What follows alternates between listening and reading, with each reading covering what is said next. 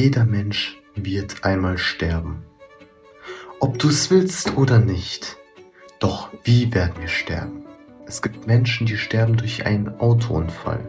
Es gibt Menschen, die sterben an Altersschwäche oder an einer Krankheit. Doch dann gibt es auch Menschen, die sterben durch andere.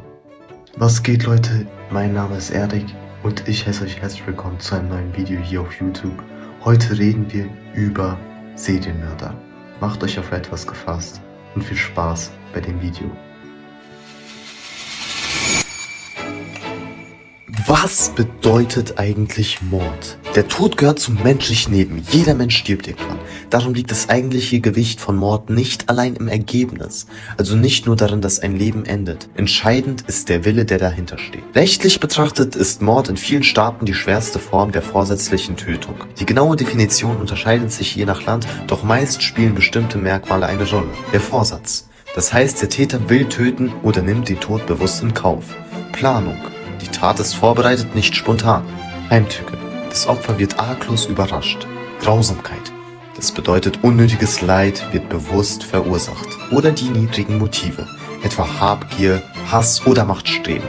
Das Recht bewertet also nicht nur den Tod selbst, sondern auch die Art des Handelns und die innere Haltung des Täters. Moralisch betrachtet ist Mord tiefer als ein Gesetzesbruch. Er ist die bewusste Entscheidung, über das Leben eines anderen Menschen zu verfügen.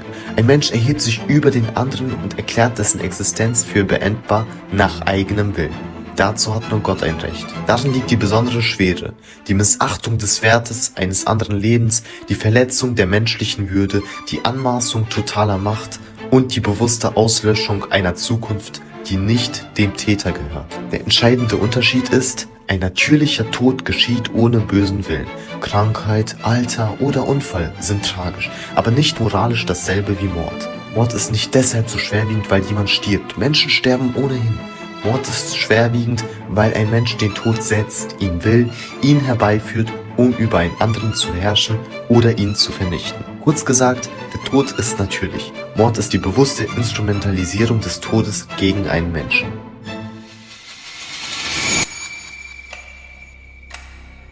Ein Serienmörder ist kein Täter einer einzelnen Tat. Es ist eine Person, die mehrfach tötet, an verschiedenen Tagen, an verschiedenen Orten, oft über Monate oder Jahre hinweg.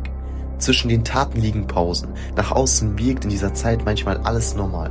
Genau das macht solche Fälle für Ermittler schwer greifbar. Das Wort erklärt bereits viel. Serie steht für Wiederholung, Muster und eine Abfolge mehrerer Ereignisse. Mord bedeutet die absichtliche Tötung eines Menschen. Mörder ist die Person, die diese Tat begeht. Ein Serienmörder ist also jemand, der immer wieder tötet, nicht aus einem einmaligen Streit oder spontanem Affekt, sondern häufig aus tieferen inneren Motiven. Hinter den Taten steht oft Fantasien, Machtgefühle, Kontrolle, Hass oder ein zwanghaftes Bedürfnis, etwas zu wiederholen. Viele dieser Täter führen nach außen ein unauffälliges Leben. Sie arbeiten, grüßen Nachbarn, wirken freundlich oder ruhig. Gleichzeitig existiert im Verborgenen eine zweite Realität. Dort planen sie Taten, wählen Opfer aus oder entwickeln feste Rituale. Manche suchen gezielt bestimmte Menschen, andere folgen immer ähnlichen Abläufen. Für Ermittler beginnt oft ein schwieriges Puzzle. Einzelne Verbrechen wirken zuerst unverbunden. Erst mit der Zeit zeigen sich Gemeinsamkeiten, dieselbe Vorgehensweise, ähnliche Tatorte, gleiche Spuren oder wiederkehrende Opfermerkmale. Dann wird klar, dass hinter mehreren Fällen dieselbe Person stehen könnte. Nicht jeder Täter mit mehreren Opfern ist ein Serienmörder. Wenn viele Menschen in einer einzigen Tat sterben, spricht man eher von einem Massenmord. Bei einem Serienmörder geht es um getrennte Taten mit zeitlichem Abstand. Serienmörder faszinieren viele Menschen, weil sie die Frage aufwerfen, wie jemand ein normales Gesicht zeigen und gleichzeitig extreme Gewalt verbergen kann. Hinter dem Begriff steht jedoch keine Legende, sondern reale Verbrechen mit echten Opfern und zerstörten Leben.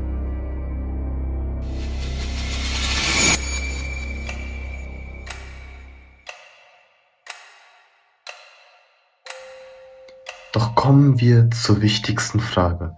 Wie denkt eigentlich ein Serienmörder?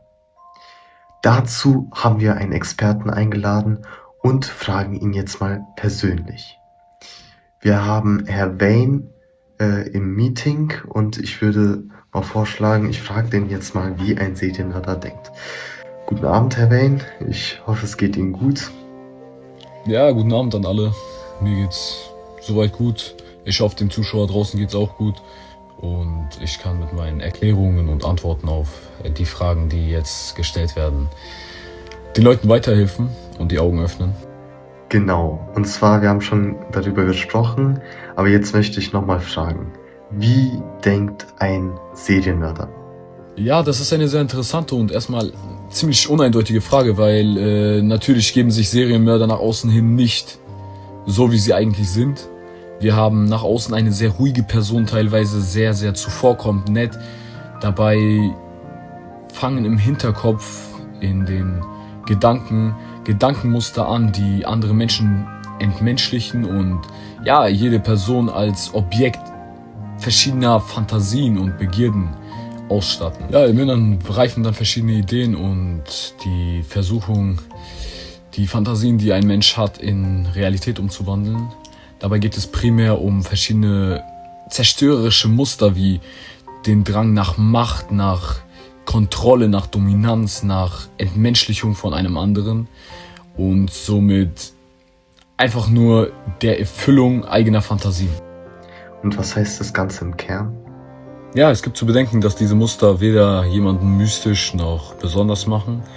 Sie entstehen vielmehr aus einer krankhaften Verzerrung im Kopf und dadurch, dass Menschen anfangen, Formen von Denken zu entwickeln, die Empathieverlust, Machtspiele beinhalten und Leute kaputt machen. Vielen Dank, Herr Wayne, vielen Dank. Und jetzt zu euch. So denken also Serienmörder. Ich glaube, das war gut zusammengefasst. Mehr braucht man nicht dazu sagen.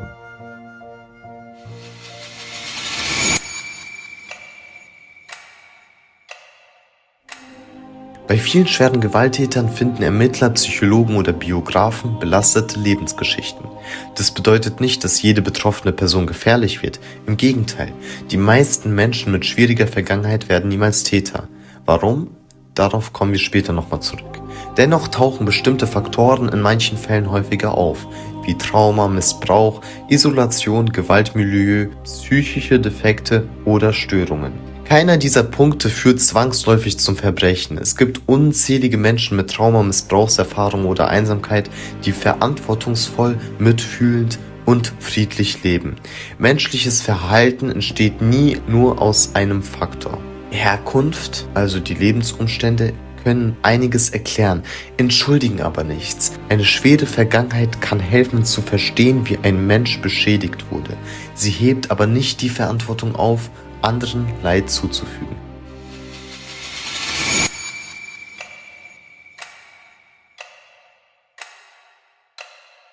In jeder Doku, die ich bisher geschaut habe über Serienmörder, klang immer dieselbe Frage. Wie konnte es dazu kommen? Oder wie ist ein Mensch imstande, so etwas zu tun? Und ich denke, das ist eine der dümmsten Fragen, die man stellen kann. Jeder Mensch, jeder ist imstande, so etwas zu tun. Und es kommt einfach nur auf das Umfeld an. Wenn alle es für normal halten, dass man keinen anderen tötet, dann wird man es auch annehmen, im Normalfall. Wenn alle Menschen sagen, es ist normal, dass wir andere töten, wie zum Beispiel bei den Nationalsozialisten, da wurde es angenommen und als normal angesehen. Das heißt, jeder Mensch ist im Herzen dazu in der Lage. Genauso wie er Gutes tun kann, genauso kann er auch Schlechtes tun. Genauso wie er sehr, sehr lieb sein kann, genauso kann er auch brutal, schlimm und grausam sein.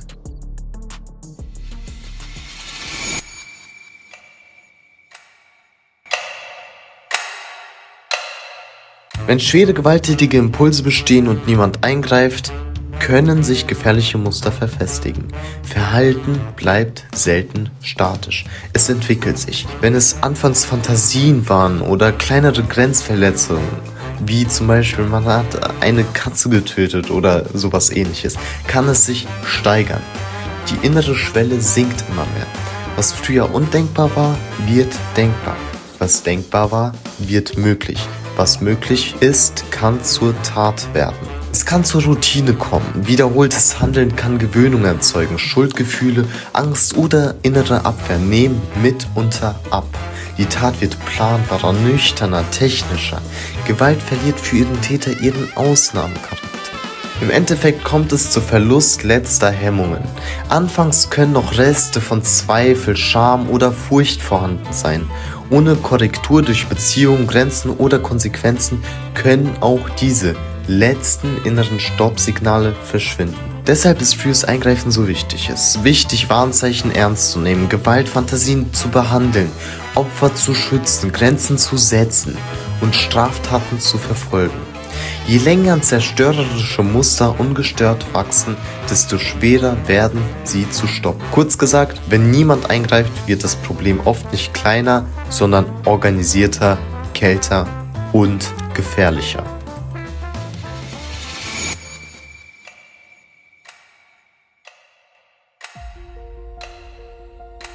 Töten ist schlecht. Liebe Serienmörder, hört auf zu töten. Oder, ich weiß nicht, sucht euch ein anderes Hobby. Oder sucht euch Hilfe. Und das empfehle ich euch vom ganzen Herzen. Jeder hat ein Leben. Und jeder darf es leben. Jeder hat von Gott die Chance bekommen zu leben. Nutzt diese Chance. Und nehmt sie nicht bei anderen. Wenn euch das Video gefallen hat, würde ich mich gerne über ein Like und ein Abo freuen. Freunde, schreibt irgendwelche Themen in die Kommentare, die ich auseinandernehmen kann. Und wir sehen uns. Ciao.